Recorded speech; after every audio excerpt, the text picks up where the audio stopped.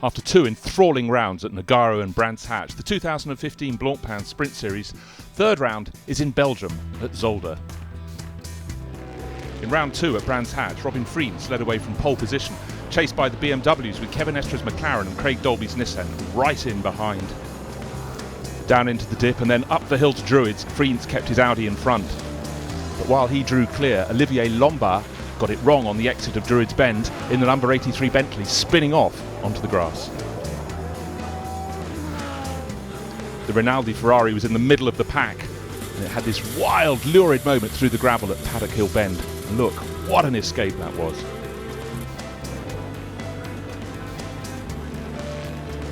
Dolby was flying in the Nissan, and Albert von Turnen Taxis was really on the move in the Reiter Engineering Lamborghini, getting past the Phoenix Audi at Clearways. But Nicky Meyer-Melnhof was using just a little bit too much track at the bottom of Graham Hill Bend and was later to be penalised. You can overtake on the inside of that corner though, as shown by Kevin Estra as he moved inside Attila Abreu to the delight of the team to take second place. The pit stop started and Kevin Estra was really pushing on what was to be his in-lap. He dived into Sterling's, went over the curbs, onto the grass, kept it going, made it into the pit, saving every second he could, but sadly the team got it slightly wrong in the pit stop and he came out not into second place, but dropped a position down to third. The Grand Prix circuit produced some great racing, but at times the drivers simply ran out of room. Not that they lifted. Even the great sports car star Bernd Schneider found the space was very much at a premium.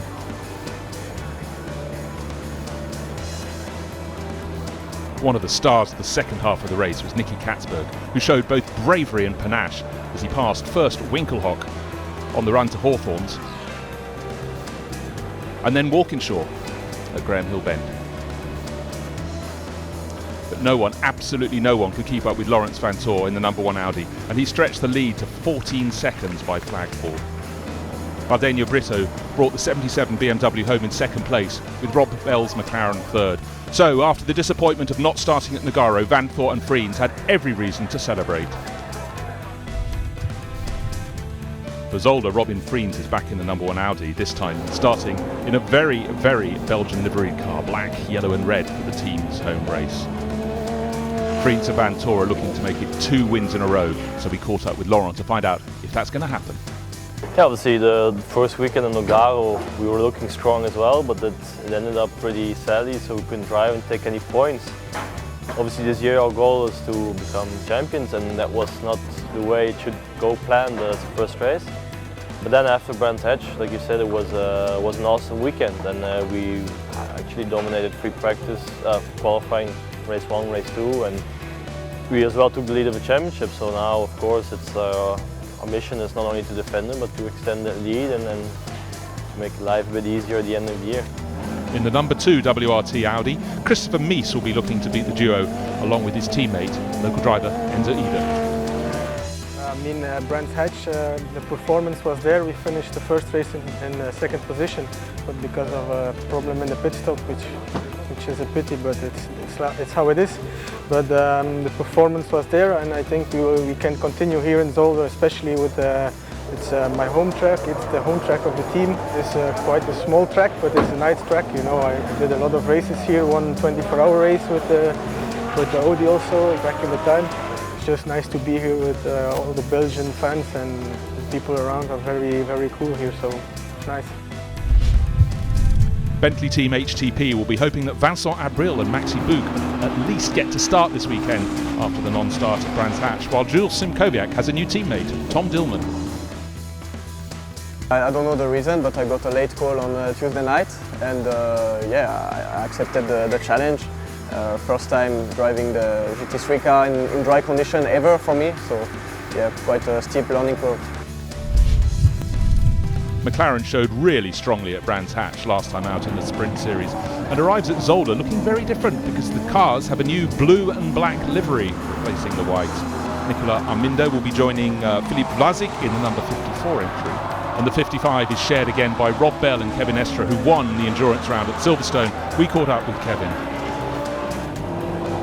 It's a really competitive field, and it's tough to know where we are, especially after practice, because we don't know which tires everybody uses. So it's kind of, at the moment we are not on top, but I don't know, I think maybe the other had better tires. I think the track suits us quite good. I like the track. I think it's going to be a good race here. Rinaldi Racing again brings the Sprint Series only Ferrari, the 333, to be shared by Norbert Siedler and Marco Siegfried. Both are anxious to bounce back from retiring at Brands Hatch, and Siegfried told us there's cause for optimism.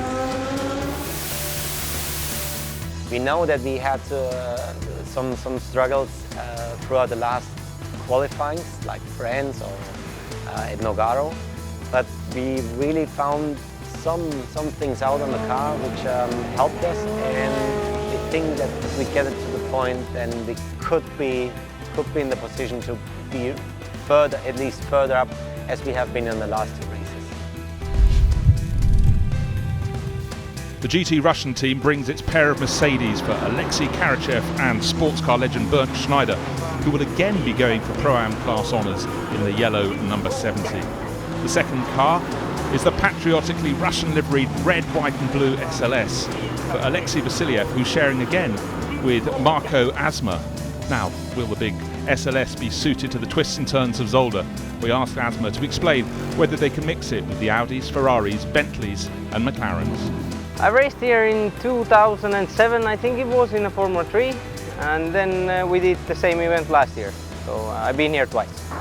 Actually, it's very friendly. Yeah, sure, we all try our best and eventually beat each other, but I mean, we are all good friends, and it's all very relaxed, I must say.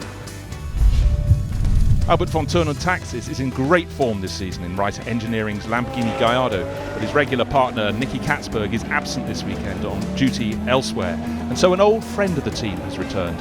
Peter Cox, a driver who knows the Gallardo better than anyone, first raced here at Zolder long ago. First of all, I'm glad to be back in the Blancpain series because it's very competitive, obviously.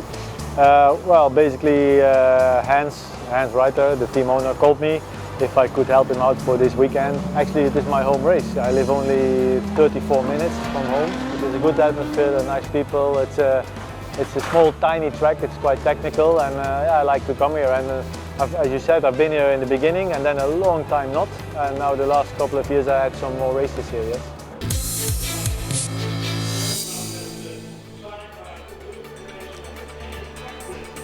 Bright sunshine over the circuit here at Zolder, and thankfully nowhere near as hot as yesterday, where the temperature, believe this, got to 37 degrees. But it started grey this morning, and John Watson, track looking absolutely perfect with the 18 cars down on the grid and variety on the front row. Audi ahead of Bentley, plenty to look forward to here at Zolder. Well, lovely views around the Zolder circuit, 4.011 kilometres, 2.49 miles, and for those that are interested in nature, the majority of the trees around here are coniferous. The odd deciduous one has been planted and it loses its leaves. But here is the 16 turns of the Zolder circuit, and made up now principally of tight chicanes which dictate potentially a lot of the issues that drivers, cars will be contended with. And on a warm day, not as hot as Friday was, brakes are going to get a real tough time here. Brakes and suspension, as we've seen so far through practice and especially in qualifying. A lot of the drivers not at all concerned about hitting those chicanes and going over the curbs, but in the long run, as the temperature continues to rise, good grief, 40-degree track temperature, but it's going up, but only 22 air temperature, much more manageable than yesterday. Well, this morning when we got in, 15 ambient, 17 track temperature, it's over double the track temperature. And again, everybody acutely aware of the difficulties that this 16 corner relatively short circuit, but it sprints between slow corners, and that's what puts the load onto the tyres, primarily onto the brakes. Everybody knows that they can't be aggressive. They need to have brakes when they want to use them in an attempt to overtake, but they can't abuse those brakes because they'll end up with a long pedal and not much stopping power. 10 seconds to go until the cars will go around on their green flag lap, their formation lap, and the first corner they get to, turn one, is a difficult corner in its own right, but when they get down there next time around, in racing situation, it's a very, very tricky left-hander. Yeah, I mean, turn one is one of these corners, it's very open on the entry, then it tightens up on the apex, opens up on the exit, and then there's the run down to turn two, which is in effect a double apex corner with turn three, and it offers up opportunities for the brave and the foolish to take a shot down the inside, to sort of dive bomb down the inside, and the cars that are on the natural line on the outside waiting to make their normal approach. There we are, that's the exit of turn one. You see you see that white line coming around? That's the demarcation line for cars coming out of the pit lane. But on a racing lap, you can go there quite legitimately. But the danger is contact, this part of the corner, the exit of 2 into 3. Well, let's take a look at the grid, and Laurens Vanthoor put the number 1 Audi on pole position for its home race, and alongside will be Maxi Buch in the 84 Bentley. Ferrari on the second row with Norbert Siedler starting alongside Stefan Richelme in the number 3 Audi. Then Markus Winkelhock on the far side in 6th place, and 5th place Rob Bell will be starting the McLaren. BMW's winner at Nogaro back down in 8th place, so things are changing and certainly making a good mark in qualifying with the 2 Mercedes, 10th and 11th for the GT Russian team. Look out for the Lamborghini way back, and that's just behind the Nissan that had a problem in qualifying, so that could be a bolter. And I expect from the pit lane we'll be having the number 2 Audi starting. They had to change the whole engine. There was an electrical problem. They thought, let's not sort the electrics, let's change the engine. So look out for Christopher Mies, who'll be starting at the very back with an awful lot to do. Yeah, I mean, it is the worst possible opportunity for that number 2 car, but at the same time it'll enable them. Hopefully there won't be any contact in the run into turn, certainly 1 or 2, but they will be sufficiently far back to be able to see what's going on, take avoiding action, and then just drive their race. All they're concerned about is to try and get themselves the best possible track position. There is number 2 in the pit lane. They'll be looking for the best they can hope for. If they can get onto the 4th row of the grid, that would be a 7th or 8th place finish. That'll be a big result for the number 2 car. Well, of course, at Brands Hatch they finished 2nd in the qualifying race, but then got a 30-second time penalty which sent them tumbling down the order. There is Jules Simkowiak sitting waiting to start. He'll be taking, he's got a new teammate this weekend, Tom Dillman, entrusted with starting the car. Vincent Abril looking very cool and collected, while Maxi Buch comes around to take the start in the big Bentley on the left-hand side of your screen. So the number 1 Audi tucked in behind the Audi pace car, and the Bentley on the other side. Yes, the Bentley, by the way, this is the car that Max Buch had that major shunt of Brands Hatch in some weeks ago, and that car has been repaired, and it is still the original chassis. Jockeying for position as they come through the Jackie X box onto the start-finish straight. All eyes on the starting gantry as the 17 cars on the track come round to take to position side by side. And the Ferrari's looking at a very good position there, tucked behind the number 1 Audi. But Vanthoor, an excellent start. 4 abreast in the middle of the pack. I was right about the Ferrari. Into 2nd place. And I'm afraid we've got 2 Audis, 2 teammates colliding. That was James Nash being spun around, unfortunately, by Stefan Richelme. So the home race for Team WRT, not the dream start. 1 car starting from the pit lane, 1 leading the race, but in between the 3 and 4 clatter into the wall. Yeah, just before we actually had that incident there, you see the damage on the left-hand side. I was already pointing at the screen as those 2 Audis went from right to left on the racetrack, and the inevitable occurred. It's happened here at ZOLDER before, and again 2 of the WRT cars out there. You can see suspension on the right-hand side of one of the cars, damage on the left-hand of the other car. So very short race there for Frank Stippler rather than James Nash, I beg your pardon, but going very well in the pack there. John pointing at the screen up to 5th place. Marco Asmer had done a brilliant job getting that Mercedes-Benz all the way up through the field, managing to take advantage of the messy start on that pit straight down into turn 1. Well, Maxi Buch did. Oh, the McLaren's in trouble as well.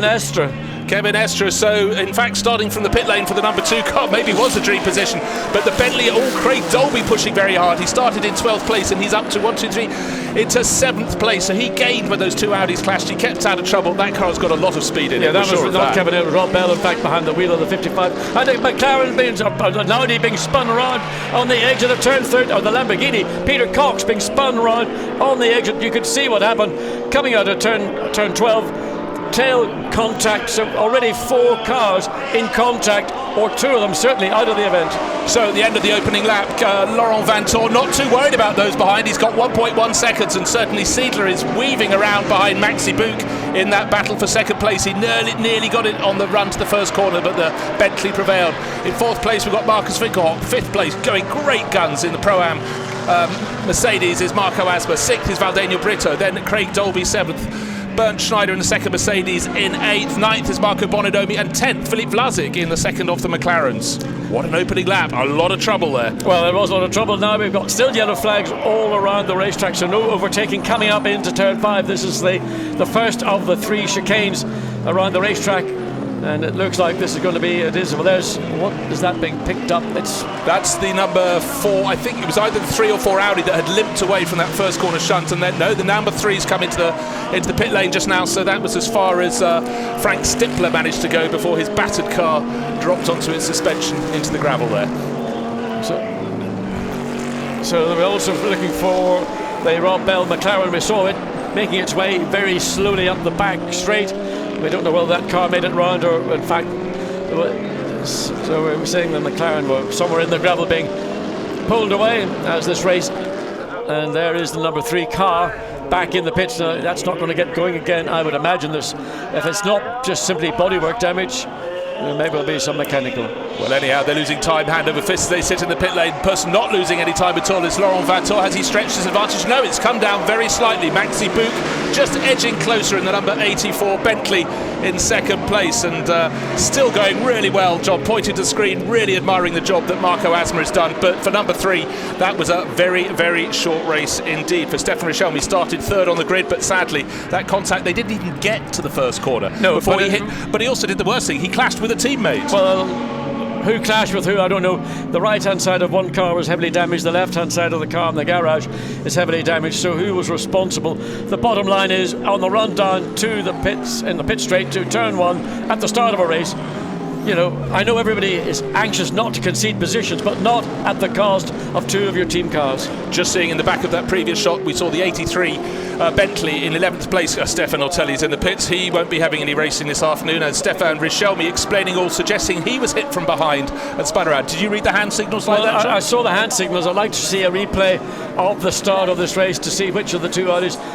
Now we're here. Now watch just 4 cars back on the right-hand side of the screen. Suddenly there's a move to the right, and I don't know where. There's contact about to occur. Oh, well, the Audi number just goes from... Number 3, that's Richelme. Clashed with the McLaren, then its nose spun across and hit Frank Stippler, absolutely, who already had been slightly edged towards the wall. There's a fabulous rear-facing shot. Okay, so the McLaren, Rob Bell, jinks a bit towards the wall, no trouble at all. Well, the McLaren, I think, caught the back of the Audi, which spun it round. Then you're looking at the rest of the field diving out of the way as best as possible. Look at the Mercedes, the speed of it running up into the back of this pack, the BMW likewise.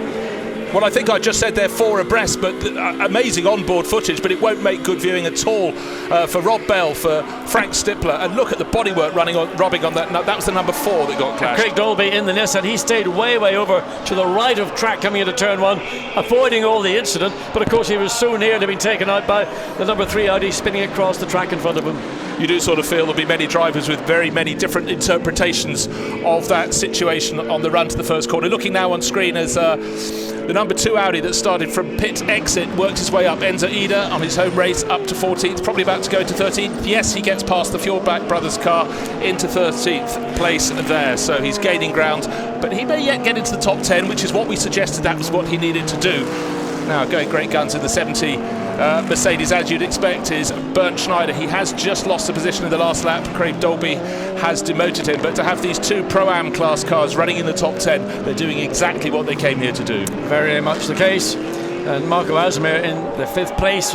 Mercedes, the benefit of getting track position due to the incident at the opening part of the race is almost invaluable, because once you're there, you can sort of hang in. You don't have to be particularly quick. As long as you can defend cleanly and fairly, you can return strong performance and get mainly it's track position start for the main race on Sunday. It is, and what we're seeing here is that getting in front is absolutely the best place to be, because Laurens Vanthoor is not really pulling away. He gained a 10th of a second on the last lap, but Maxi Bouk is doing all he can to keep him in sight. He's got to watch out for Norbert Siedler, riding there with Norbert Siedler. Look how close that green Ferrari is to the big white number 84 Bentley. Siedler doing a very good job. And that team, don't forget, was worried about their pace in qualifying, then delivered, but they said we don't have a concern about our race pace, and at the moment I think they're proving that to be the case, but it's very early days in this 1 hour race. Ferrari doing a good job. And Marcus Siegler behind the wheel doing an excellent job just keeping the car in contact with Maximilian Bouk, who's just set the fastest first sector time on this lap. Yes, the early part of the lap seems to be Bentley territory, but then we get to the second part of the lap and you can see Maxi Bouk clouting the Villeneuve chicane over the top of it, and fine. Wonderful rear-facing camera shot looking back to see how Norbert Siedler's faring behind. Very well, thank you. Amazing how much vibration you have in that rear wing. Yeah, just looking at the amount of vibration that the camera's picking up. So this is the group they're making out a small breakaway. They've now got between first and third is 1 3/4 seconds, but it's the Bentley that's under pressure. Again, coming back to the issue I mentioned at the start of this race, heat is an issue. I think heat is an issue in that we're not seeing Lawrence Van Thor do his normal disappearing act.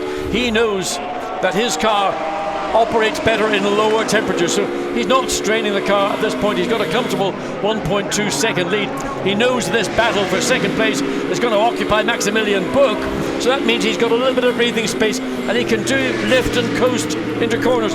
Save the brakes, save the tyres, no pressure. Yeah, entirely what he's doing, and he must be very entertained by what's happening behind, because certainly Maxi Buch's having to work the tyres on that Bentley Continental very hard indeed. He's had a better early start to this lap, turns 1, 2 and 3. It's made a bit of escape from the green Ferrari, but Norbert Siedler has the pace, and he will close in again, particularly when they get to the twisty section of the track, starting now really with the Kleine chicane over the crest at Buta and then down to the Villeneuve chicane. That's when the Ferrari seems that little bit more nimble and can really keep the Bentley honest. The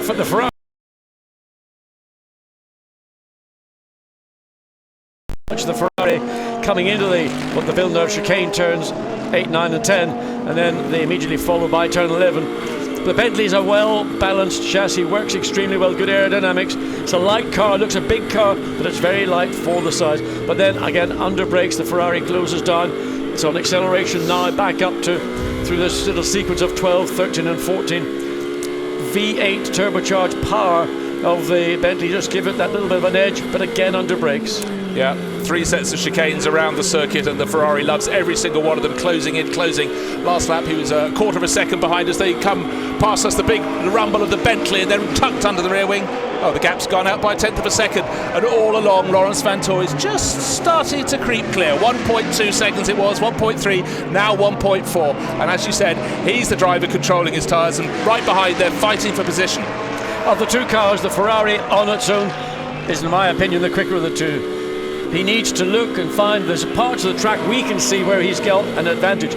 One of the places he might try and do something is maybe out of the exit of 4.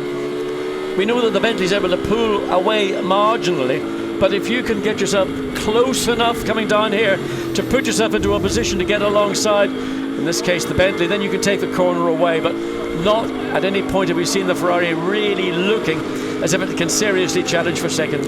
Yeah, very much. I think we're seeing Maxi Buch being quick in the parts that he really needs to be quick over. Saw him thumping the curbs there around this lap. Now fastest first segment of all set by Maxi Buch, so maybe that is the way to eat the speed out of that car. Getting very little overtaking, lots of really, really close fighting around this circuit. I don't think until the tyres start to go off are we really going to see anybody close enough to be able to make a move when the car ahead makes a mistake. You can see a bit of a twitch there from Maxi Buch. They seem to be closer this time around. 1.4 seconds last time. They are catching. Well, whether it's an optical effect from the long lens camera or whether it is in fact that the pace on this lap, which is lap 7 of the lead Audi, has dropped away. We know that Max Buch has had fastest first sector time, comes across the line now. Second place 1.4, so it's gone up and then it's come back fractionally, so it's hovering at just under the 1.5 seconds advantage. It's keeping Lawrence Van Thor honest, but I don't think he's got to worry an awful lot. Looking at the other Bentley, we've talked a lot about Maxi Buch. This is Tom Dillman. He's largely a single-seater racer. Came third in the Formula Renault 3.5 race at Monaco earlier this year. This venue couldn't be more different, and certainly the Bentley couldn't be either. Luckily for him, he got a tryout earlier in the year. Paul Ricard in the rain, so said that didn't count for much, except for getting used to where he sits in the car. Very different feel, obviously, to the single-seater. But he's running down in 11th place, becoming very frustrated, tucked in behind the second McLaren, the number 54 entry, Philippe Vlasic, doing a good job to keep behind him, and I'm sure there's more pace in the Bentley. He's taking a little look to see if he can make his way past the Kleine chicane. He can't, but I think that the speed is in the Bentley. He's just got to find somewhere to go past. But right now, the team will want the car back to hand over to his teammate Jules Simkoviak. Yes, again, I mean, the options around the track are limited. There's maybe about 2 realistic, clean opportunities where you can put your car up alongside, and you need to be square alongside before you can assume you've been given the corner. But of course, all this is about momentum. The Bentley's true pace being masked slightly by that of the McLaren. This is the challenge of a racing driver. You've got to think as well as drive. Yeah, you've got to think from many corners back, and behind them they've got Sergio Jimenez, who started considerably further up the grid. He started from 7th place, but he was one of many who lost out in that sequence. Just a quick flick to the time screens as Dillman carries on his chase of the 54 McLaren, and Laurent Vantor found 0.2 of a second on that lap, so 1.6 seconds clear over Maxi Buch, and still Norbert Siedler in third place. So after that absolutely nuts opening sequence down into turn one, things are beginning to settle down, and the battle really is between the Bentley in the middle of the pack with Tom Dillman down on 11th place, but also Bentley number 84, Maximilian Buch, defending that battle with Siegfried in the Ferrari and doing everything that he can to keep that 0.3 second gap. Nothing less than that. Well, it was just interesting seeing the shot a few moments ago of the Bentley Team HTP garage, looking at the tension on the face of the two drivers who have at least 12 minutes until the pit stops can come into play and let them go out onto the circuit. But obviously Maxi Buch will be handing over to Vincent Abril, and the second one, Tom Dillman, will hand over to Jules Simkowiak. Cars in very different position because the 84 Bentley is up in second place and the 83 is down in 11th in the heat of the battle. But one battle that's never lost its heat is that one for second place, and again riding with Norbert Siedler, still getting a very big close-up of the back of the 84 Bentley, but just doesn't seem to have the answers.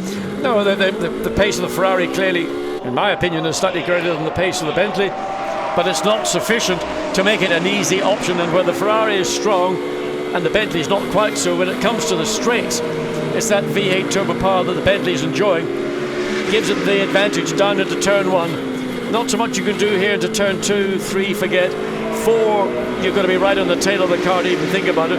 The next chance is going to be on the exit of 4 on the run up into turn 5. Not seen Siedler so far being able to get sufficiently close at this part of the racetrack to then use the benefits that the Ferrari has got and potentially challenge second. Yes, and for Maxi Buch in second place, he can... Marco Siegfried sitting in the pit garage looking out to see how Norbert Siedler's doing. We know that the last lap he actually dropped back a little bit from Maxi Buch, but in turn, while the Ferrari's getting smaller behind him, unfortunately for him, the Audi number 1 is getting smaller ahead of him. It's almost 2 seconds clear. 1.898 seconds was the gap between first and second last time around. Well, you can see from the onboard shot on the Ferrari just how far further down the track. It's almost now a corner ahead of the battle for second place. Again, down into turn 12, the big braking zone. This is where your brakes get really, really hammered, and they don't get a huge amount of time to recover before you enter into turn 15, which is actually also pit lane entry. So keep an eye as we get down to the 35 minutes to go. The pit lane will then be open, and the Ferrari better under brakes than the Bentley appears to be, but it's for no benefit because he can't close sufficiently to put Maximilian Buch under real pressure into the final 2 turns. And now the damage is being done, because on that lap Maxi Buch is now 2.2 seconds behind Laurent Vantor. Vantor, the local ace, lives overlooking the circuit. He hung back in the opening laps and then is just edging clear now. And behind him, Sergio Jimenez in the number 0 BMW can do nothing. So there's that midfield battle from 10th place back. Vlasic in the blue McLaren, new livery this weekend in 54 holes down 10th place, and he's got his hands absolutely full. But I say a feather in his cap. He's racing at a higher level than he has before, and really showing well. Yeah, I mean, I know that Tom Dillman, a great single-seater background, first time in a race in a Bentley. Different world. I mean, you could have a game of football in the side of the Bentley. It's a big car, but actually Dillman's got to keep his eyes attuned to the BMW. Sergio Jimenez behind, he's just waiting for a rash or maybe a flamboyant maneuver, which often racing drivers, particularly coming down into these corners, if they see half an opportunity, they try to make it into a proper pass, and that's what Jimenez will be sitting there waiting for. One little false move and that BMW will be up and past.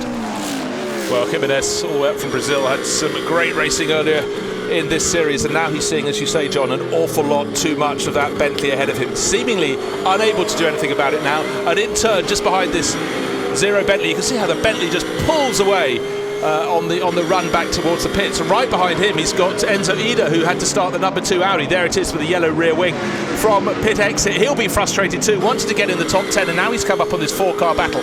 Zero closes in again over that final chicane. Yeah, but if I was Jimenez, I would be starting to make my car move around on the track to try and distract Tom Dillman, to make him think, am I going to make a move down the inside, or try and feign as if you are, then cut back. Just make him start to look in his mirrors rather than worry about trying to find a way past the McLaren ahead of him. And you can see Jimenez now really putting a load of heat onto Tom Dillman. Yeah, I think he's obviously hearing your commentary, John, because he thought, OK, let's have a little dig into turn 1, have a look just to unsettle, have a little look into turn 2, keep Tom Dillman guessing. Gilman, all eyes on what's ahead of him, but with every lap, you have to say, the young French racer is gaining some very, very handy sports car racing experience here. Hitting the curb, as I say that, the first part of the chicane, the Kleiner chicane, kicked the tail of the Bentley out a little bit, but again, the power shows and the sheer acceleration of the Bentley away from the chicanes is a real frustration to those drivers behind, and handles it in a very different way to the much tautier looking McLaren ahead of him as they hook the curbs on the right-hander as they come out of that sequence of chicane. Now watch Jimenez, he's going to have a little sniff down into turn 12. He's got right under the rear wing of the Bentley, and the Bentley's even having a look at the McLaren, who's gone defensive.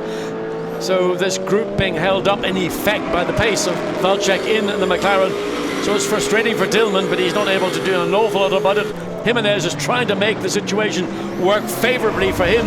Not close enough to make a move down the inside. If he did, it would be a no-brainer because there would be contact. And just ahead of the battle, you can see at the front of that grouping going away into the distance, but not really, is Marco Bononomi in the number 75 ISR Audi. Doesn't have to fight, he's in the foreground of your shot. Then, a gap of about half a second, maybe a third, 3/4 of a second, and then the blue McLaren. And this time around, Vlasic has a bit more space. Maybe Dillman has just taken a look in his mirror, become frightened. Now, is this the chance for the Zero BMW? Not quite, but Dillman just seems to be on the wrong line and just started understeering towards the exit of turn 2. And certainly that was a half move there for Jimenez. Well, it was an indication that the BMW is putting pressure. Dillman hung out very late on the left-hand side before he made his entry into turn 2, and that's an opportunity.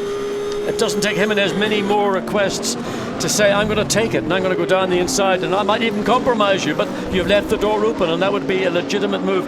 If there's contact, then it would have to be seen in the light of, was it avoidable or not? And I think what we're seeing there is the fact that Dillman now doesn't have many eyes for Vlasic ahead of him. He now knows he's under big attack from Jimenez, and his eyes are maybe 80% backwards, 20% forwards, and all along behind them Enzo Ida is pushing really hard, as you can see, taking a different line from the number 0 BMW as they go around the back of the track. He wants to be in the mix here too, and I think his moment will come as and when the 0 BMW takes a move. So here we go, 2 seconds to go. We're at 1/3 distance, and Lawrence Vanthoor leading by 2.6 seconds now, and 3 seconds almost precisely back to Marco Siedler, who's still third in the Ferrari behind Maxi Buch. But what we're seeing is a fabulous battle for 10th, 11th, 12th and 13th places. Philippe Vlasic, Tom Dillman in the big white Bentley. Then behind you can see the yellow BMW of Sergio Jimenez, really close this time to the rear wing. Oh, was that a mistake from Vlasic? Yes, it was. Move down the inside, Dillman. That's what you do. Had to come. The first chance he had, and he took it. So I really take my hat off to him. McLaren's coming back because the Bentley slightly overran into turn 2. McLaren getting up the inside, but it hasn't been able to make the move stick. So the Bentley finally found a way past the McLaren. Now Jimenez has got to carry out the same punishment as soon as is possible. Well, I was really impressed just a few laps ago at how well Vlasic was driving, not making any mistakes, but sadly for him, he made that one slip up. And looking forward, Dillman's really thumped the chicane there, unleashed for the first time, effectively running at his own pace. And that was a 4 wheels off the ground job, I would suggest, for Dillman. Can he escape? But will Vlasic feel rattled now? And is this the chance for Jimenez to rise up the order? Or will Enzo Ida be there to pick it up? Fantastic midfield battle, nose to tail. Well, what you've got now is Vlasic suddenly realising, well, you could see the Bentley suddenly pulled out the best part of half a second just through that little sequence of corners. And now he's got the pressure from Jimenez down the outside. Can he make it stick? No, he's got to be careful because there's not an awful lot of grip on the inside, so he's under pressure now. BMW challenges McLaren. V8 turbo power, V8 aspirated power. Defensive from Vlasic on the left-hand side. Jimenez goes down the long way, getting squeezed off the racetrack. That was marginal, but he's going to be done like a kipper into turn 1, runs wide. Now he goes over to the left-hand side. BMW in position. Jimenez has just got to make sure he stays on the throttle. Now he gets up the inside. Enzo Ida looks like he wants a bit of the action too. So strong defence, but it was the inevitable. Then Enzo Ida, he's going to cut back up the inside. Simple as that. So in the space of 4 kilometres, 3 positions lost, I'm afraid, by Filip Vlasic, but at least he's a fighter. He's coming back at Enzo Ida. Yes, he was pushed wide, ran wide really. Enzo Ida grabbed the inside, had to go wide himself because of course he was braking later, and a very tidy move from Filip Vlasic. Maybe he will rediscover his composure, but he's gaining more experience in this race than the first few together. Gap between first and second, I've just been looking at it, it's come down 1.8 seconds. It was 2.6 not so long ago, so it's really coming down. The first sector, another 2/10 coming down, but then, and the second sector as well. So as we get to within 2.5 minutes, the pit stop window opening, maybe Laurens Vanthoor, we thought he had this done and dusted, he's dropping back. On the last lap, he lost 7/10 of a second compared to the second and third place. Now, we didn't see any obvious reason. Maybe he was in a situation where he was overtaking back markers. We don't know, but for some reason, Laurens Vanthoor, last lap, 7/10 of a second. Now back up to pace, doing a 1:31.5 against a 31.4. So he's clawed back 0.3 of a second, got a 2.1 second advantage over second place Bentley.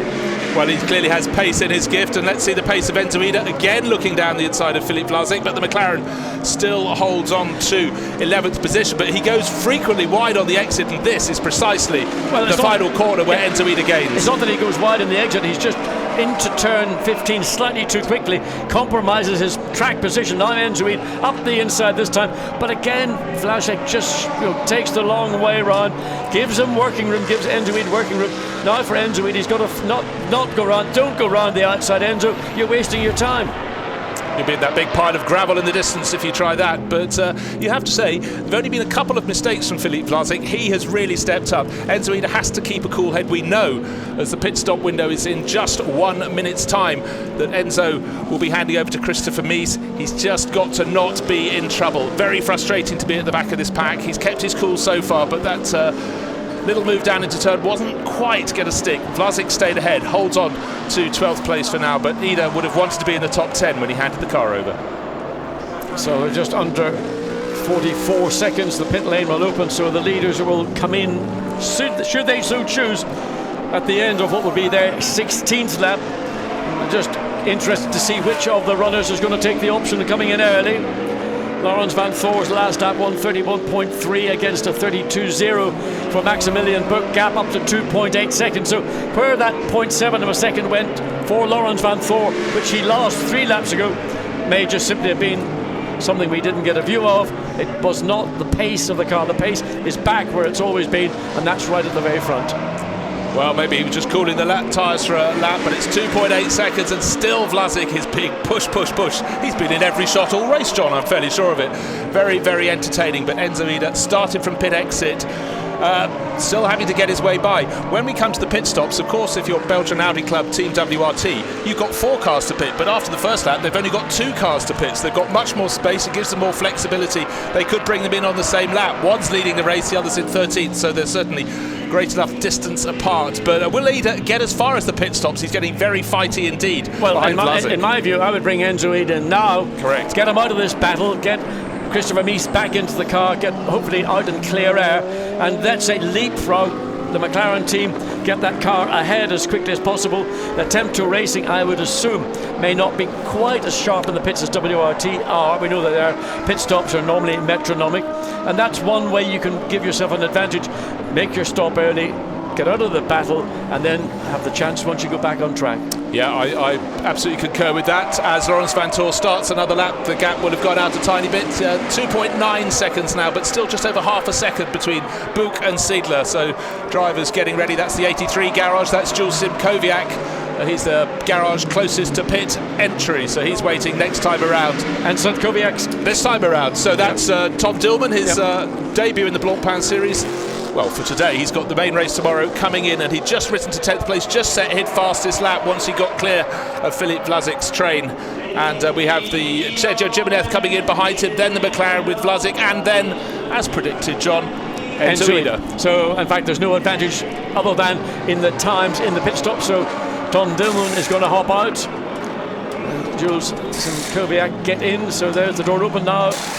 Let the wheel changers do their job, don't interfere while they're running around the car, keep the doors closed. Fraction of a second saved in doing that. That's part of the choreography of a pit stop. So, well, I think in terms of choreography, the team to watch is almost always Team WRT. I watched them practice yesterday afternoon. Looked a fairly tidy change around for Bentley Team HTP, and so Jules Simkowiak is underway. Looks as though the Zero BMW has made a slightly better pit stop. Is it getting out? Yes, it has. It is a bad pit stop for WRT. They're way behind. Yeah, they came in last of the four-car train, but the important thing there is the fact that BMW has got the jump on the Bentley. Well, let's see, the Audi was really more in battle with the McLaren, so they've achieved what they wanted to do. I was being a little bit harsh on WRT, thinking the Bentley ahead and the BMW. So congratulations for Tom Dillman, good job, everybody very happy indeed. And as the Audi, Christopher Mies behind the wheel rejoins, he's just gone effectively a lap down that second and third place cars coming through turn 2, through turn 3. They've yet to make their visit into the pit lane. So far, none of the top 7 have had a visit into the pit lane. They're going to hang out because they're in clear air. They're in clear air. In fact, the car in 7th did come in. That was Craig Dolby in the Nissan. So Bernd Schneider in the number 70 Mercedes, the big yellow one, up into 7th place overall. The order out on track is still Lawrence Vanthoor, Maxi Buch in the 84 Bentley in 2nd place, behind the 333, the green Ferrari, Norbert Siedler. Then Marcus Finkelhock, who's been minding his own business all race, at 4th place. I think that's the first time we've said his name. I think poor little Winky's been having a very, very lonely afternoon. He's running around in 4th place, 7 seconds behind the Ferrari in 3rd. He's only half a second, though we haven't really seen it, from Marco Aschmer in the Mercedes-Benz. So that's a little battle that actually has got a potential to boil up into something greater. So what we saw in that first flurry of pit stops, we've had 5 cars in. Craig Dolby will be handing over to Sean Walkinshaw, was the fact that the number 0 BMW gained a position in jumping over the 83 Bentley. So Jules Simkowiak will be running behind Caco Bueno. Caco just starting his next lap, followed about a second down by Simkowiak, and they're not that far ahead of being lapped from Lawrence Vanthoor. Down to turn 1, riding with Norbert Siedler, still in 3rd place. Just no answers. In comes, he wants us to talk about him again, Marcus Finkelhock into the pit lane, out of 4th place. So 50 kilometres down the pit lane, it seems an interminably slow speed.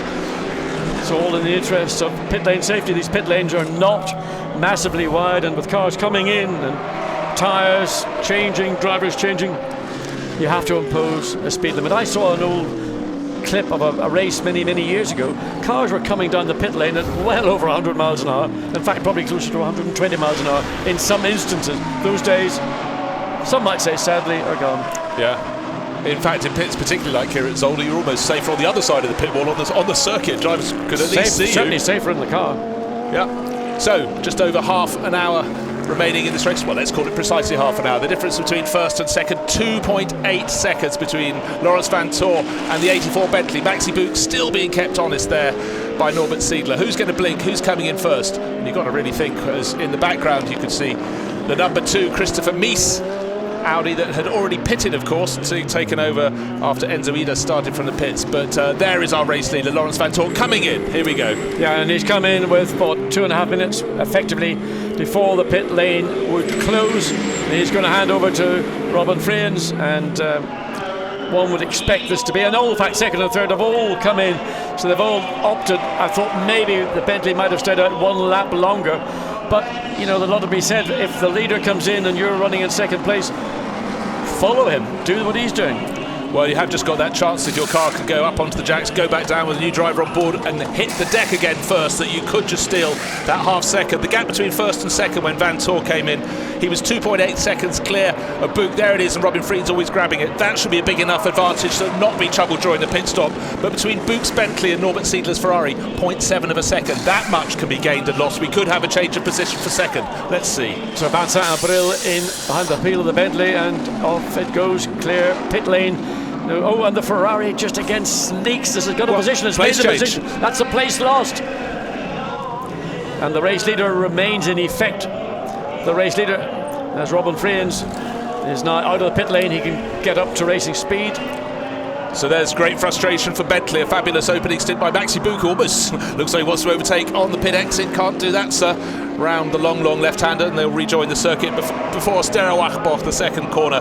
But the most important thing there, the Ferrari has got ahead of the 84 Bentley. So second and third in reality. Well, if Vincent Abril wants to do anything about it, he wants to do it now, because this will be the best chance he's going to get. While No, Marco Siegfried gets up to speed. Vincent Abril doing the same thing. But it's just a question of which of these two cars has got that little bit of extra speed on its fresh set of rubber and with its fresh driver behind the wheel. It's very hard. All the drivers, of course, each entry had both drivers going out and qualifying this morning. Track conditions very different to even this morning. Certainly all the rubber that was laid down yesterday was washed away overnight. So when they get in to start this second stint in this 1 hour qualifying race, there's a bit of a step into the unknown. Not enough time to discuss with your co-driver what exactly the situation is like out there. You have to feel by the seat of your pants. And it looks as though Marco Siegfried has got a very good working set of pants on, and certainly laying down good markers out there. Yes, I mean, he's taken the initiative. The battle between these two cars, the positions reverting from prior to coming into the pit stop, and looks like Siegfried's got that slight advantage in terms of getting on it that little bit earlier than we're seeing from Vincent Abril. So up to the completion of their first lap.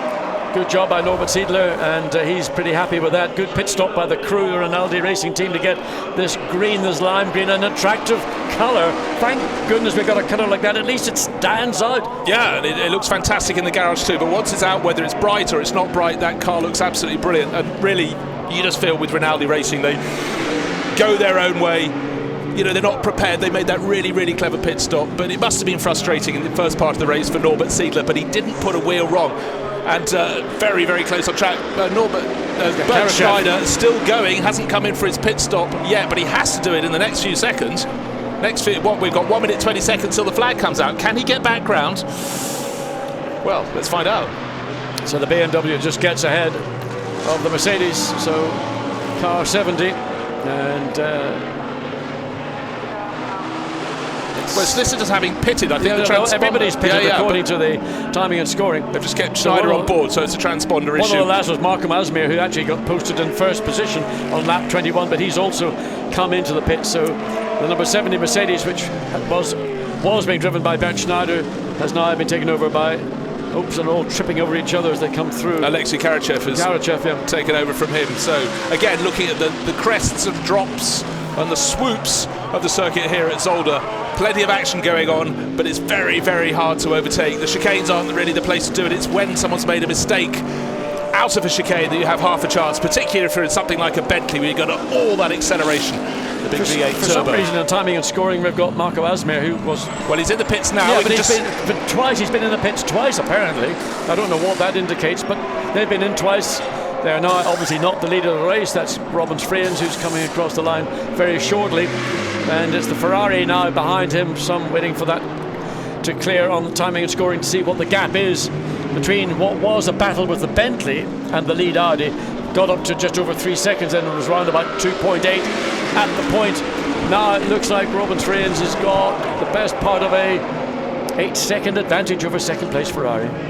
Yeah, just looking at their laps last time around, in fact the Ferrari marginally faster, 1/10 of a second faster. Will we see that manifest itself? But what we are seeing is Bernd Schneider, well, it's the number 70, so we presume it's Karachev, that yellow Mercedes, keeping one of the ISR Audis right behind it. Very different images, those cars. One seems much, much larger than the other. Well, it is much larger than the other, but Bernd Schneider in particular, well, and Marco Asmir in the sister 71 car, really making them sing here at Zolder.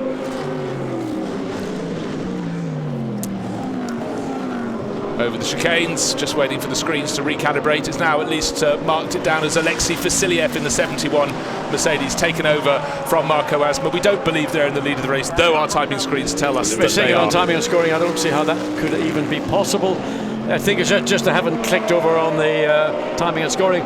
So it is Robin Freens now, and everybody's watching as Vasiliev drops down, as one would expect, to just the overlap in timing and scoring.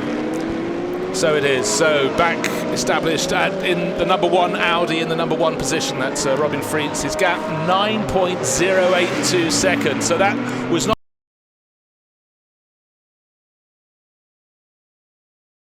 double from what Laurent Vantour enjoyed early on. So let's see the last lap around. 1 minute 31.6 for Robin Freens, but 1 minute 30.8 by Nicky Meyer-Melnhof. Really going in the Audi that he took over from Markus Winkelhock. He took it over from 4th, he's back in 4th, but he's really flying. But he's had 1 lap more on those tyres to get them up to temperature. Yeah, that's a strong lap in race conditions, 130.8.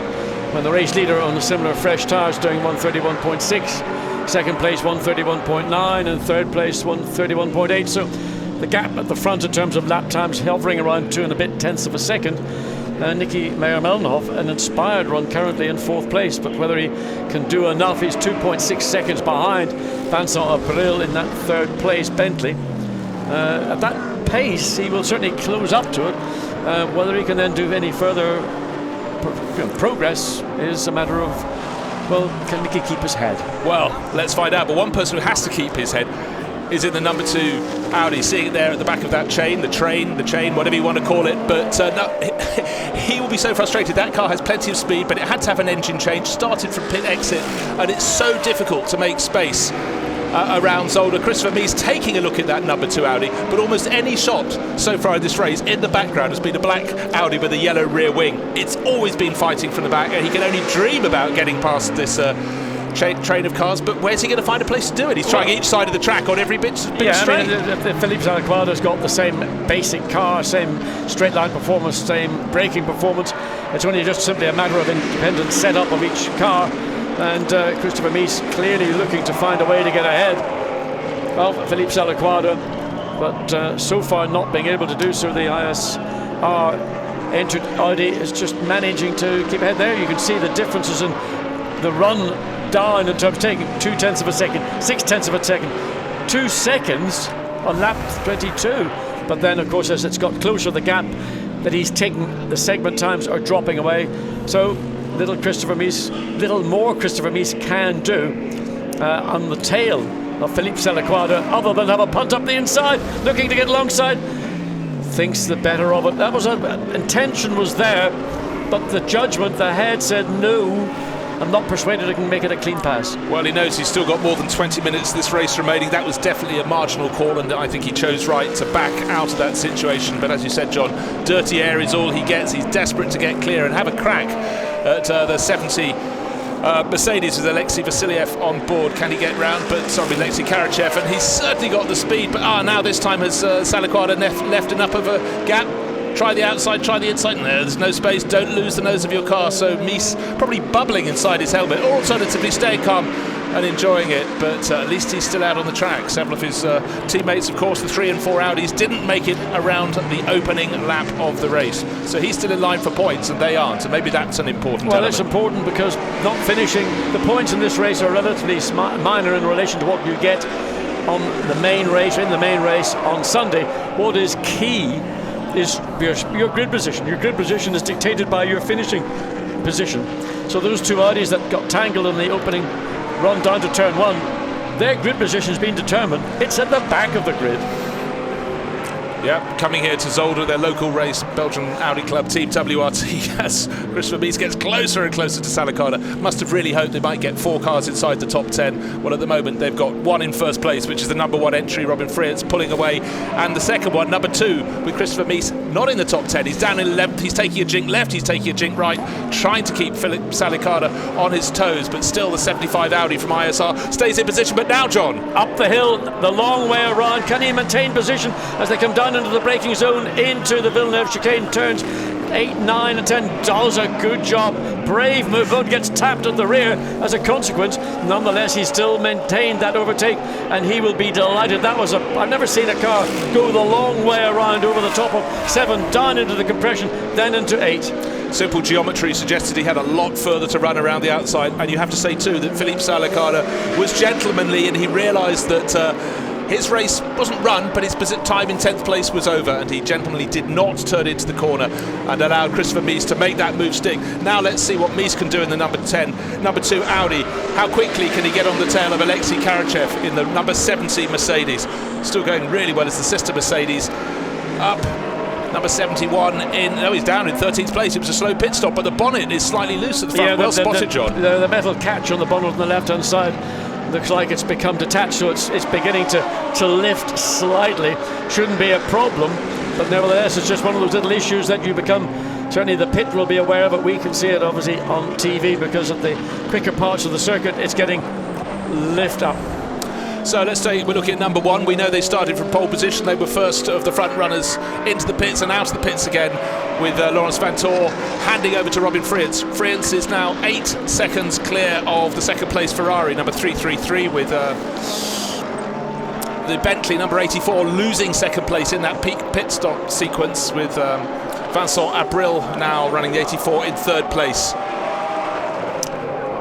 So now let's have a look at this gap. It's a big one. It wasn't that big before, then the pit stops came suddenly out to 8 seconds, and there is Marco Seifried in the 333, then Vincent Abril in fourth place, Nicky Meyer-Beinhoff, there we are in the Phoenix Audi in fourth. Behind that will be Attila Abreu in the 77 BMW. He's 7 seconds down on the Audi, and then in sixth place, going well there, is Sean Walkinshaw. Took over from Craig Dolby. Craig kept out of trouble at the opening corner, and Walkinshaw going very well indeed. Yes. As he should. He's half Belgian. Well, indeed he is half Belgian, but also their key man in the pit stop, who manages or effectively looks after all their wheel changes, is unavailable this weekend at another event.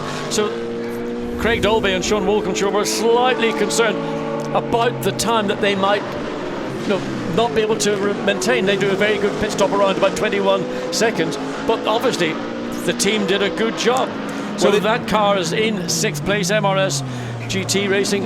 Well, in fact, Sean Walkinshaw, they've done well. Yeah, they gained a position, but that was because the number 71 Mercedes had to have 2 pit stops. Of course, Marco Asper was running in sixth place ahead of them, and he lost ground. So anyhow, and in fact, the 71 Mercedes, the blue, white and red one, is down in 13th place. So don't forget, that was running very well in the early stage of the race. But the person making the best moves of all, yellow rear wing, but a much big yellower thing in front of him, is the 70 Mercedes, and Christopher Mies. He'll be suitably tired at the end of this stint. He's not been going many laps, but he's been fighting from the second he got in the car, and he really, really wants to put one past that number 70 Mercedes. Yeah, Karachev in the Mercedes. He's doing his job. He's there bringing the car, driving a good race in 9th place. Christopher Mies clearly got the natural pace. The Audi certainly has got more pace around the Zolder circuit than in this occasion the Mercedes will have. But again, it's the same issue. Got a lot of squirt from that big V8 engine in the Mercedes. Mies under the rear wing, looking to come down the inside, thinks about it. I would have had a pop. I'd have stuck my nose right down the inside and said to Karachev, I'm coming through, and forced the Mercedes to give ground.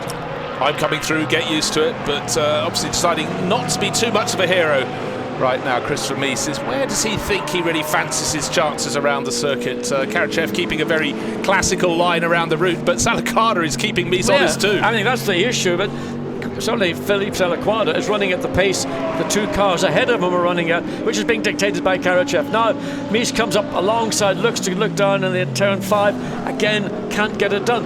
If he's going to be hesitant, he needs to be aware that Philippe Salaquada could just by chance repeat the move that was done on a couple of laps ago at this point of the racetrack when Mies got ahead of Salaquada. You do have to feel, though, that we're unlikely to see another move around the outside into that chicane. We've got a few cars under investigation. It's not the 70, which is leading the Pro-Am class. The Mercedes still going great guns, but cars 75 and 2. So we know which those are. Number 2, of course, is Christopher Mies, and 75, Salakada. Now, was it from this battle, or was it from before the pit stops? But you certainly feel they'd be getting a little bit close. There was contact in the turn 8, 9 and 10, the chicane, as Mies has a look down the inside, just shows the front of the Audi into the mirrors of the Mercedes, and not finding any overtaking maneuver, but again just to put pressure onto Karachev to make him think that, well, I don't know if he's going to make a move or not, to make him think backwards rather than thinking frontwards or forwards. So the number 2 Audi has been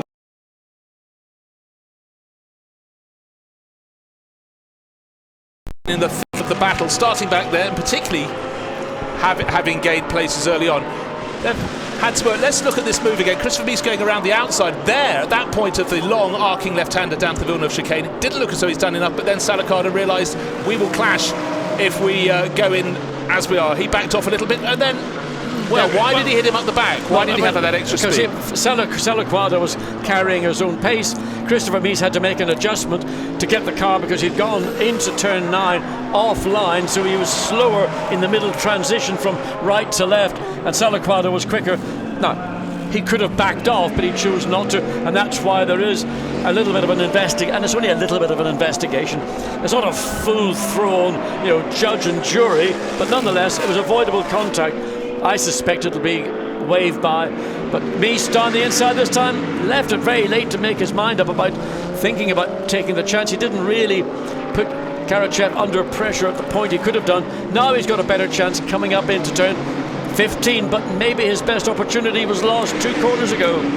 I think you're right, John, and if they do have to go and see the stewards, you don't feel they're going to have to tell little lies. I thought I saw something blue come into the pits. I'm afraid that's Nicola Armindo has brought the 54 McLaren in. That was very much the feature in the first half of the race, that amazing battle, and Filip Vlasic eventually got demoted, all in one lap. 3 places he lost from about 10th place, dropping down the order, but for whatever reason, Nicola Armindo, the race for him has come to an end. So we're back with this battle for 9th place. Alexei Karachev, driving a clean race, not making any blocking manoeuvres, not doing anything deliberate to try and frame any opportunities for Christopher Mies to get past. He's saying, if you're quick enough, pass me. And he's trying to do precisely that down the inside, but the big number 17 needs to find a place to turn and does so. But watch what he's going to do up over the hill. I thought he was going to try and repeat. Philippe Salaquada's now looking to get up and the inside, and now he's going down the outside himself. Can he get ahead? He has. Well, number 2 and 75 comes to the stewards for a different reason. Well, now, what was Mies supposed to do? So 75 has just been the message on the screen. 75 has just been given a driving standards flag. That was before that. Where was Mies supposed to go? It's a sort of Bermuda Triangle, just disappear. I think Mies wasn't paying enough attention, in my view, from what we've just seen, by a long. So here we come around. Then suddenly we get Felix Salaquada diving down the inside. Mies gives him room, but of course inevitably the 2 cars are going.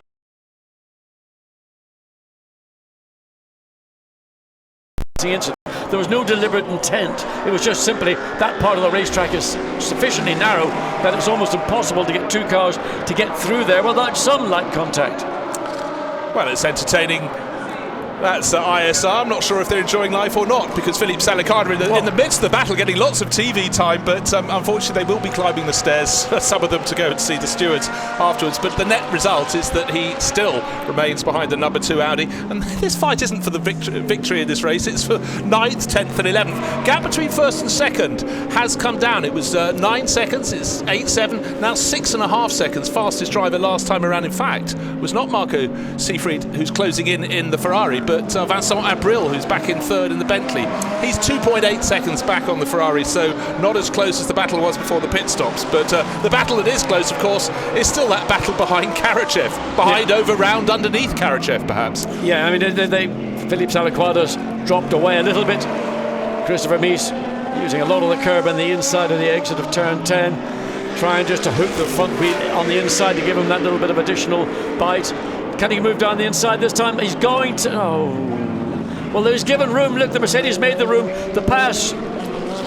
That should have been a deal. I'd have shaken hands on it and walked away and taken 9th place if it had been me.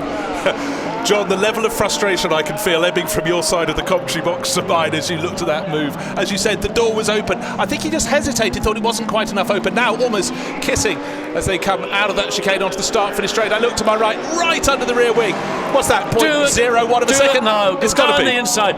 There we are. How easy was it? Don't outbreak yourself, and he hasn't. Well, he certainly run a little bit deep on the edge of the corner, but I think Felix Salaquada has to go for the inside here at turn 1. He does, and so in the space of 2 corners. We've seen this before with Filip Vlasic.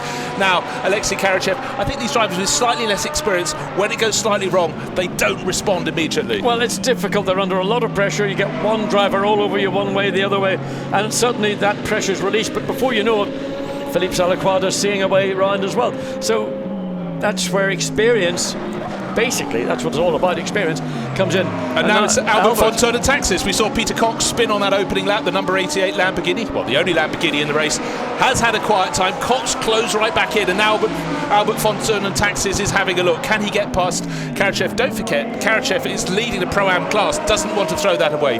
Points in the bag for him there, but he'll be enjoying this too, but certainly not a moment to rest. But for him, those 2 Audis that were behind him for so many laps, now going off up the track ahead. Yes, indeed, as you say, there's a separate race going on for the Pro-Am Cup, and Albert von Tunen-Taxis again sort of looks to go down the inside. Still enough room given that there was no contact, but the Lamborghini, with the same power unit that the Audi's got, that V10 VW Audi engine, now gets up alongside on the outside, can brake a little bit later because he's there, but Karachev decides, I'm going to go racing. I've been overtaken by 2 cars in the space of 1 lap. I'm not going to let 3 cars get past in the space of 2 laps. Yes, it looked almost for a second as though Albert was going to have to head into pit entry, but there was enough space. He'll have to try again. So round the course this lap, expect the 88 Lamborghini to get ever closer to the yellow Mercedes number 70. This is a battle, don't forget, over 11th place. So that mishap on the opening lap for the 88 Lamborghini cost it dear. And as we've seen with the number 2 Audi, catching up with those ahead is one thing, getting past is quite another. But Albert von Tunen-Taxis is very much enjoying this in the black and white 88 Lamborghini, and he's going to have to try and choose his moment. It could be towards the end of the lap. There's Peter Cox, his teammate for this weekend, I think probably quietly enjoying that down in the Reiter Engineering garage. Yeah, obviously he was disappointed with the events on the opening lap. It was a very messy opening lap, particularly into turn 1. So Albert von Tunen-Taxis behind the wheel. So this is a battle for now the final, it's not the final point scoring place, because the Karachev is in 11th place. It goes down, points go down, I think, to 6 places in this qualifying race. But nevertheless, it's now more about what can I do with 6 3/4 minutes of this race remaining to make up 1 more place. Can I get my car up in, I'd like to be in 10th place. 10th place is probably too much to ask for. Maybe 11th, but that means you're going to still be in the 6th row of the grid.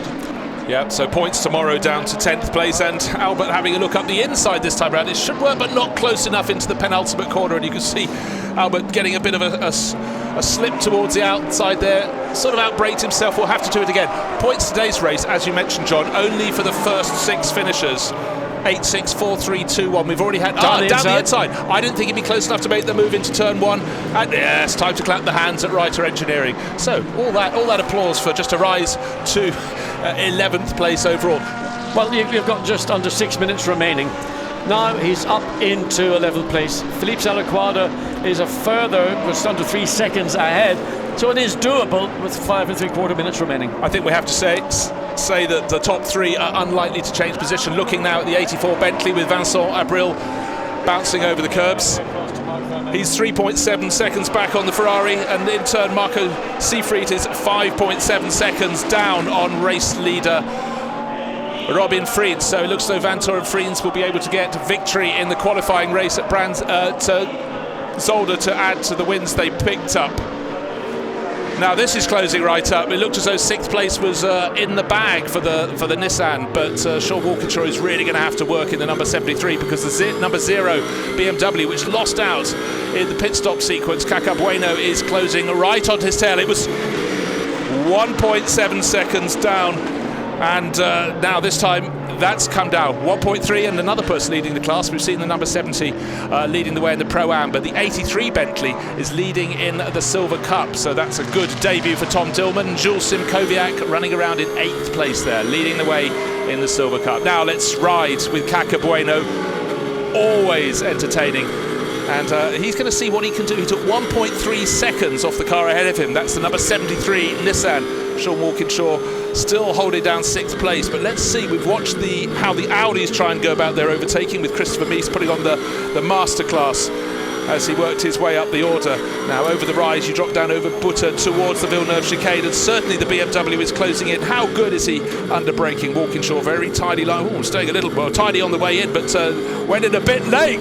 Yeah, that went from tidy end of the spectrum to tidy your room end of the spectrum. And that was terrible exit there. Perhaps Sean just kept his eye on the rearview mirror a little too long to look for an attack from the charging Brazilian Caca Bueno, now braking hard for turn 12. And as you can see, 1.7 seconds was the gap a couple of laps ago. Went down to 0.4 of a second. Now it's less than that as they approach the Jackie X box. I crane my head to my right to see them as they just come into my view to take the final chicane sequence, again staying off the curbs on the second part of a chicane, but this time that's because he got not because he hit the curb on the way in. So the battle for 6th place. Walkinshaw doesn't have to hold on for long. 3.5 minutes to go until the checkered flag is coming out to end this 1-hour qualifying race for round 3 here at Zolder. But you have to say, it looks like Walkinshaw is getting a little bit rattled as Bueno puts him under severe pressure, running a little bit wide on the entry to corners, really washing wide. And as we go through turn 2, turn 3, the Canal Bocht and up to the Lucien Bianchi Bocht,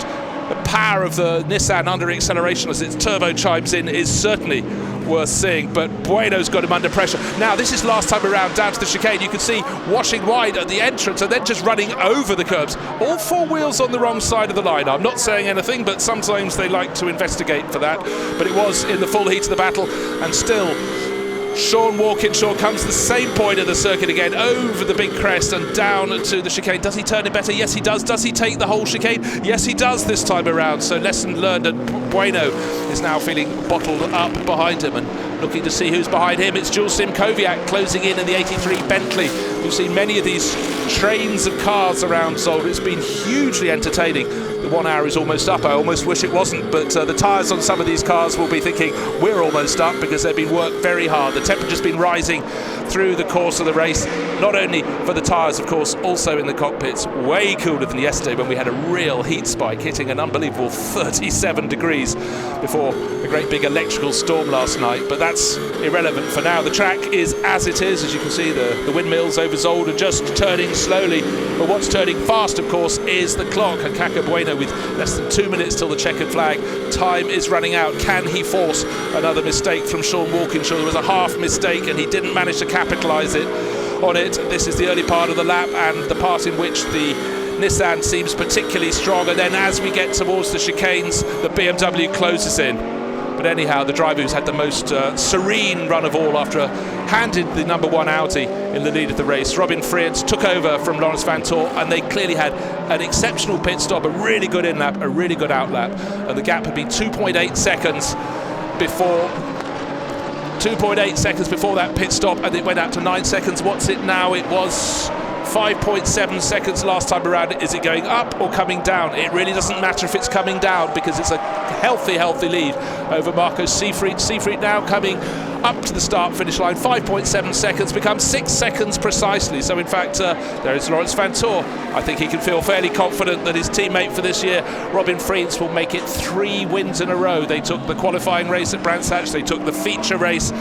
They've moved here to round 3 at Zolder, and Robin Friends does look as though those dark days of Nogaro in the opening round, when unfortunately Friends crashed the car through the final corner, they didn't get to take part in the rest of the meeting, so they missed first qualifying race, the first main race. Then they've come in and they haven't stopped winning since. Half a minute from now, the checkered flag will be flown, so it should come round to greet him at the end of this lap. Glance out of my commentary box window, it might seem cool on the screen for Robin Friends leading the race, but that battle for 6th place is still raging, with Walkinshaw really being chased hard by Bueno and Simkowiak, but no one is chasing our race leader. There's Robin Friends coming down in the number 1 Audi, just putting on a masterful performance. The checkered flag is unfurled on the start-finish gantry, so positions looking very, very strong indeed for Belgian Audi Club Team WRT. This is their local race. They've already got 1 point in the bag for pole position, and now they're going to bag the 8 points in what hasn't been a great race. They lost 2 cars on the opening lap, but their number 1 Audi coming through the final sequence of corners. He's running over the starting grid. That's the start-finish straight. There's the start-finish line. Applause all round, and Lawrence Van Tor pats the heads of his engineers. Great job. Flashing lights, and Marco Seefried takes second for the Rinaldi Ferrari team, and it's been an up-and-down season for the Bentley team HTP, and I think they have every reason to be happy for 3rd place for Vincent Abril, taking over after Maxi Buch did the opening sequence. Nicky Meyer-Meinhof finishes in 4th place. Now, side by side in the battle for 6th. This is the last chance for Caca Bueno to make his move. Coming down to the final corner, he'll have to take the outside line, but that means he'll be on the inside line, or will he? There's bound to be a clash. They've collided, and coming out of the final corner, the Nissan put wide. The Bentley might be able to get all of them. And look at the power of the Nissan. He managed to accelerate. It looked as though the position was lost, but the acceleration that Walkinshaw managed to achieve to just get his nose back in front of the BMW. He keeps 6th place. His heart rate will be off the clock. And Jules Simkowiak, who won the Silver Cup there in 8th place, nearly passed both of them. It came down to the final corner on the final lap. So, victory. Wow, what a breathtaking race for Robin Friends, and he can wave to the marshals and the fans out around the circuit. It almost was not in doubt. They did a brilliant start from pole position. Laurens Vanthoor, an exemplary run up the pit stops. The team did their role too to perfection to expand their lead during the course of the pit stop, and then Robin Friends did not put a wheel wrong, didn't come under pressure, but he delivered at big time. So the car with the wonderful new Belgian livery, especially for this race, takes victories, the Belgian flags waving out around the circuit, and a job well done. Craig Dolby, well, he likes being in the thick of a battle, done a lot of his racing here in Belgium, and he'll be relieved that 6th place was achieved by his teammate Sean Walkinshaw. So there may be yet some stewards' inquiries, but none should worry the number 1 crew, because they did nothing wrong in this race, drove a beautiful race, starting off, of course, from pole positions, leading down to the first corner. Laurens Vanthoor controlled the race, and Robin Friends put the icing on the cake, and will be coming to a halt very shortly in Parc Fermé beneath the podium. Don't forget, though, finishing positions in this race just decide the grid positions for the feature race on Sunday. So first part of the job done, 9 points available so far, 9 points claimed by the number 1 crew. Laurens Vanthoor and Robin Friends, great job so far, gentlemen.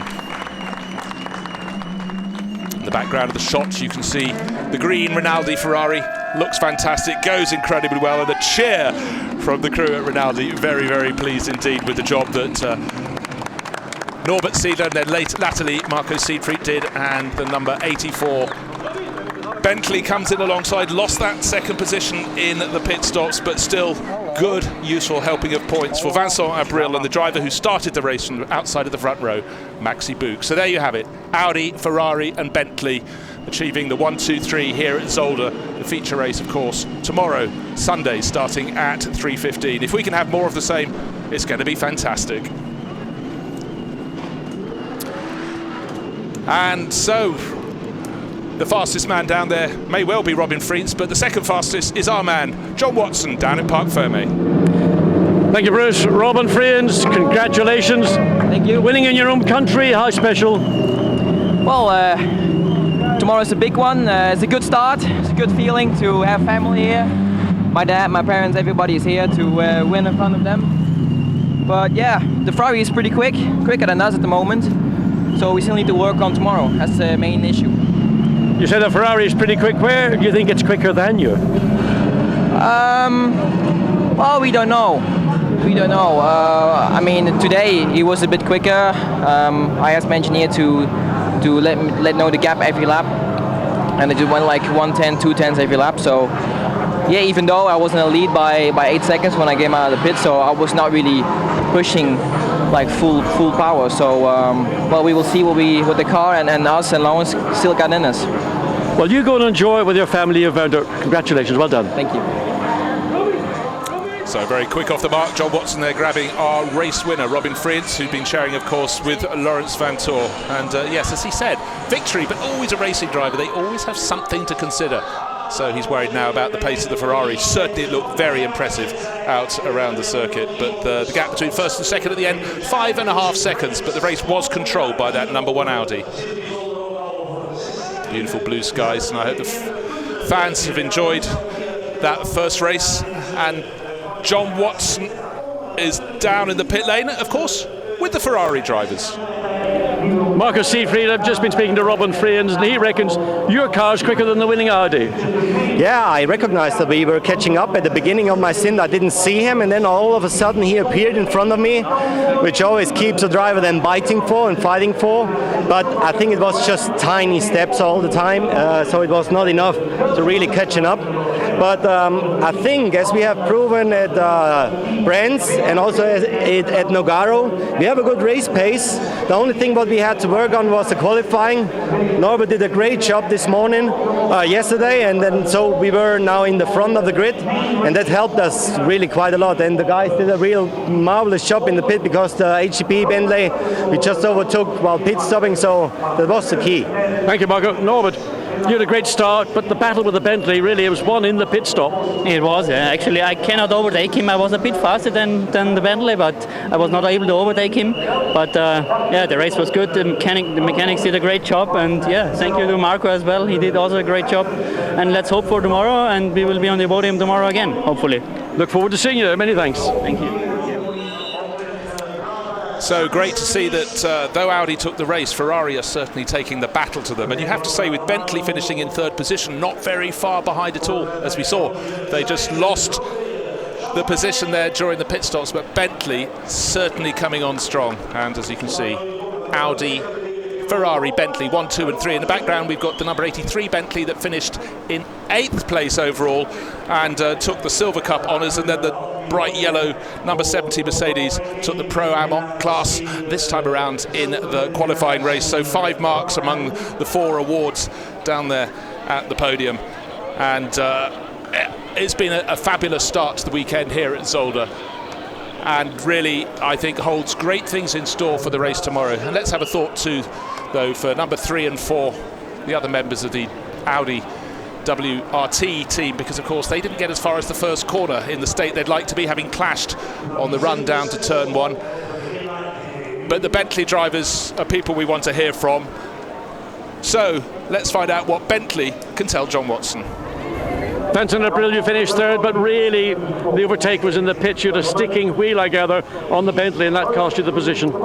Yeah, the difficulty with the pit stop for us in those kind of tracks where the pit lane is close to our seat, it's difficult because you have to wait for the mechanic to do the first wheel. So yeah, we got jumped in the pit lane, but I think we learned it for tomorrow and it should be okay. Our pace was good. I was just really managing the gap. So I'm happy with our first podium of the year with Maxi. We had a lot of bad luck, and to finally put it on the podium,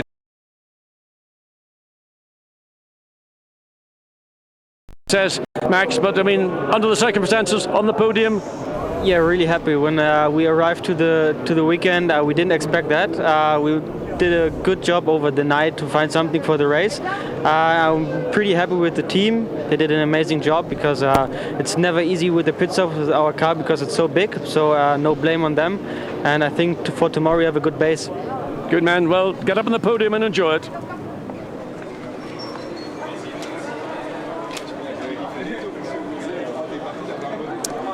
Great words there from the Bentley crew. Let's take a look at the results. We knew the number 1 Audi came home first. There was the margin over the Rinaldi Racing Ferrari, 5.5 seconds at the close, and Vincent Abril dropped back to 12.7 seconds back in third place. Phoenix Audi finishing 4th, a quiet race for them.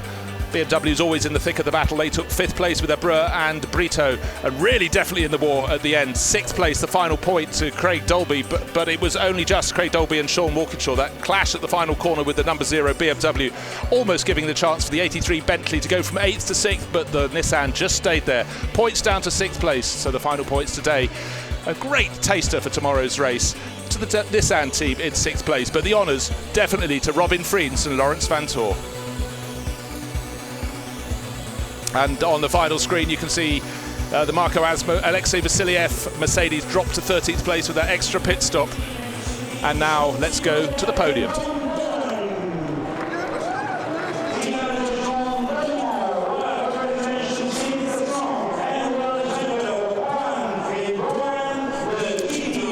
So top step of the podium is shared of course by Robin Freins and Lawrence Vanthoor.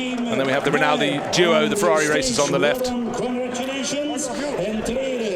And we can see on the right-hand side of the podium, we can see the Bentley boys, Vincent Abril, but hats off for the national anthem.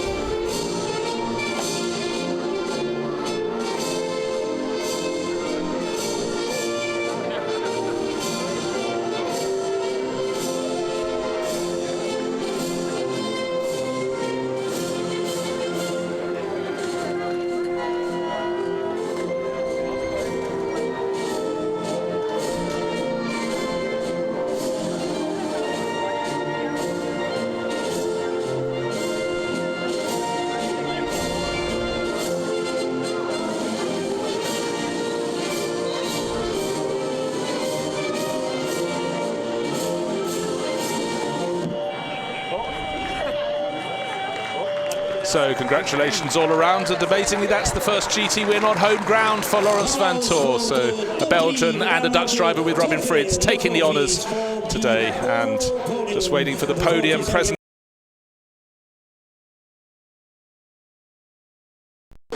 President of the board of the circuit here at Zolder. The biggest trophies, of course, to Laurens Vanthoor and Robin Fritz. I think they may be winning a few more of those through the course of this season, but they know they have a battle on their hands, because Rinaldi Racing and Ferrari are very much on the rise. And there's Marco Seefried closer to us and Norbert Siedler further away. I think they're pretty happy with that result. Second place, third place, their first podium this year for Vincent Abriel on the left and Maxi Buch for Bentley. Now, of course, we have further presentations to the Silver and Pro-Am crews by Louis Michiels, who's the administrator here at Zolder, and of course the Pro-Am honours to Alexei Karachev and Bernd Schneider. And there's Louis Michiels, the administrator. So trophies all around, smiles all round. Bring on tomorrow's race. And of course also to the winning team we have... Anyone like these trophies? Ah, yes, here we go, sir. There's Bernd Schneider getting his trophy. That was for the Pro-Am honours. And the Mercedes very much in the thick of the battle. They gained a lot of places on the opening lap with the problems down at first corner, but all the trophies up, all the smiles for the photographers. And the qualifying race is now done and dusted, waiting, of course, for the feature race at 3:15 tomorrow afternoon here at Zolder.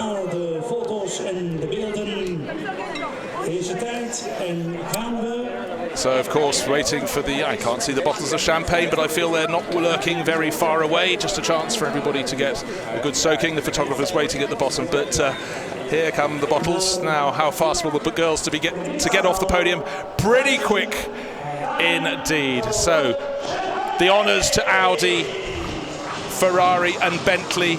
Pro-Am honours to Mercedes, and Silver Cup honours to Bentley as well. That's the first part of this meeting here at Zolder underway. Already cars on the track for one of the support races. It's a packed programme here as the Blancpain Sprint Series visits one of its spiritual homes. And for Laurens Vanthoor, now let's have some points. Robin Fritz and Laurens Vanthoor. Of course, this is the whole series. It's the Endurance Series and the Sprint Series combined, but stretching their advantage. Robin Fritz and Laurens Vanthoor on 77 points. Stefan Ortelli, who came away with nothing today because his car didn't get round the opening lap, down in second place on 57. Norbert Siedler on the move with Ferrari, third now on 50 points. And Stefan Richelmy, like Ortelli, no points today. He's down in fourth. Rob Bell and Kevin Estra, they also went tumbling on that opening lap, with Kevin Estra involved in one of a series of clashes. They're down in fifth. Jean-Carl Vernet, who goes so strongly in the Endurance Series, is sixth. Frank Stippler also in the wars on the run to the first corner, down in seventh. Maxime Martin, Dirk Muller, winners of the main race down at Nogaro that got our season underway in the Sprint Series, down on 31 points. And then flipping over to 10th place and downwards, Attila Abreu and Valdeño Brito. They missed the opening round, but they're making great strides. Shane Van Gisbergen 11th, and Marco Seefried down on 12th and 25 points. But what we see here is a big blue sky behind that graphic. Conditions perfect here for racing, and it's been a thoroughly entertaining start to our meeting at Zolder. Now, we heard the Audi drivers saying perhaps the Ferrari drivers now have a faster car underneath them. Of course, we'll get to find out tomorrow who is right and who is wrong. But what we do know, the opening race was an absolute belter of the race, and it was all right from the very start of the race for the number one Audi. Got away from pole position, as you can see very shortly, because in the highlights you'll see the weather conditions beautiful, the grid girl's beautiful too, but the run to the first corner very clean at the front between the number one Audi, the Ferrari behind, but then further behind them with the McLaren in the middle of that sandwich. We had the 3 and 4 Audis clashing with each other. The number 4 hit the wall on the outside too. Looking at many replays of this angle, you can see the 55 McLaren getting a little bit squeezed in the middle of that bunch. And look at that wonderful onboard footage, and a disaster for the team on its home patch. Belgian Audi Club Team WRT, 2 of its cars going for a tumble. No such problems at all, though. Yeah, as you can imagine, the hands in the air from Stefan Richelmy. His race, a really short one. But we had a fantastic chase through the first half of the race. The 333 Ferrari with Norbert Siedler doing everything it could to try and get past the 84 Bentley and not managing it. Further down the order, though, we had in the number 83 Bentley. We had great moves from Tom Dillman on his debut in this series in the 83 Bentley, and the number 0 BMW really keeping Philippe Vlasic on his toes in the 54 McLaren. In the pit stops though, the Ferrari came in third, but it emerged second, having made a jump on the Bentley to take second place. And then Christopher Mies, on a charge in the second half of the race, got past Philippe Salicard, and then there was a little tap down at the Villeneuve chicane as he went sideways, but entertaining from start to finish. And then Mies got the job done. He not only had got past the ISR Ferrari Audi, he also managed to get past the yellow Mercedes and work his way on up the order. And in the closing stretch of the race, we had the number 0 BMW getting closer and closer to the Nissan. But out front, Robin Friens had no such concerns. He led away, and as you can see, coming to the start-finish line, 5.5 seconds clear. Delight there from Lawrence Van Tor. The first pass of the weekend is finished, and so close in the battle for 6th.